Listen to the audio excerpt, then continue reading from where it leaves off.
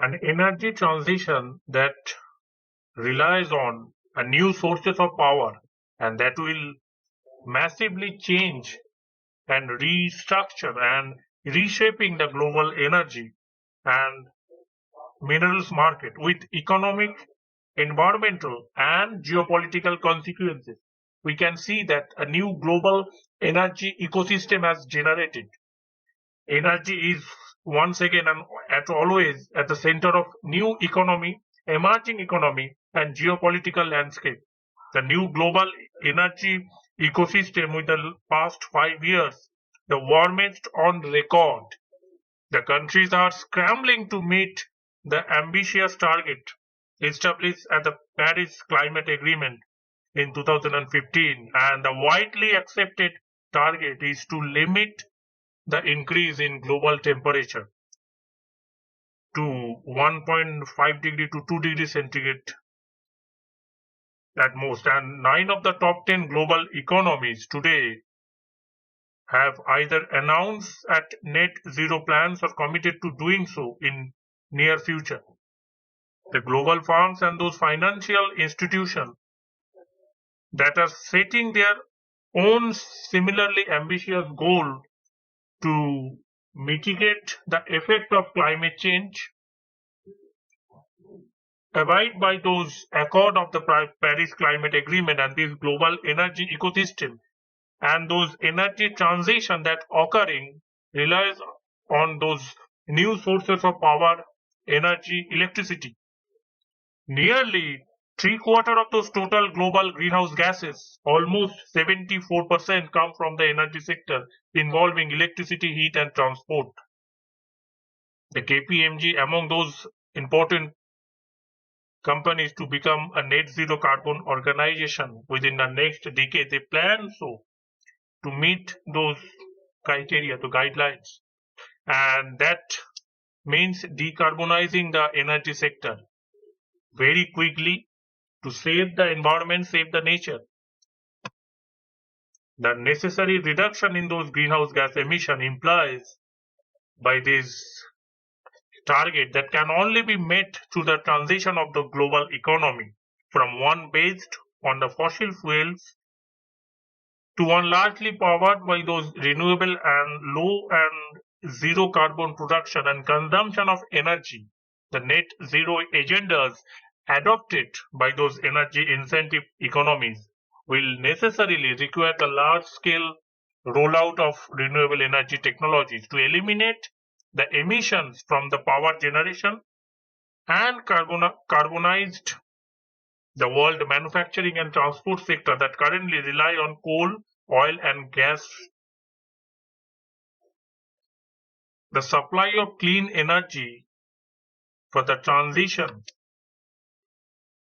of energy industry that depends on the mined natural resources which are steeped in geological, geopolitical, and governance challenges.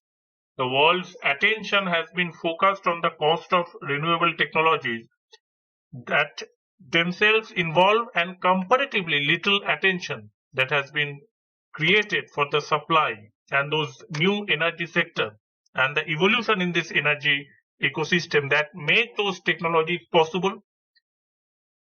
The very beginning of that supply chain, the sources of minerals and other resources that could turn out to be a weakest link. The demand for some important element, for example, graphite that used to build those anode in automotive grid and decentralized batteries that is predicted by the World Bank to grow the most in percentage terms of a result of energy transition, nearly 500%, but demand could theoretically to be met through the existing reserves, the 440% of anticipated demand. 1.1 million tons produced, that is in 2020, the last year, and the requirement of 4.5 million tons annually, and the 68 million tons in cumulative demands by 2050. And these are the some important data that the sectors dependent on those green technologies and the energy storage solutions, such as infrastructure, transport, and automotive, or on the alternate application of those cross-cutting critical resources, such as industrial manufacturing and the biological sciences, the life sciences, which need to manage and assess this risk to ensure the supply chain resiliency. In the following pages, we explore the specific geographic and geopolitical factors that can influence the competitive demand, availability, and production of these resources, turning them from essential to the energy transition to critical for the business and the design and of those products, alongside the reuse, recycling, and repurposing of these resources that can relieve the pressure on the commodity supplies to meet the demand and ensuring the rapid pace of the energy transition, transforming of related industries, and reduction in the temperature that rises globally to maintain within the range of 1.5 degree to 2 degrees centigrade, according to the Paris Agreement that pledged to for the developed countries. And the circular economy and the climate change mitigation are intrinsically linked with this. The greater circularity will reduce the emission, and that will also critical to ensure the rapidly expanding renewable energy grid that is designed, installed, and deployed using those regenerative principles. We must avoid creating an energy infrastructure waste crisis in 20 years while solving today's climate emergency. Low carbon technologies, including these enabling renewable power generation, and require greater mineral supplies compared to traditional fossil fuel that's driven the system. And there are a number of components of the renewable system that require a range of mineral inputs for energy capture, energy storage, and energy efficiency.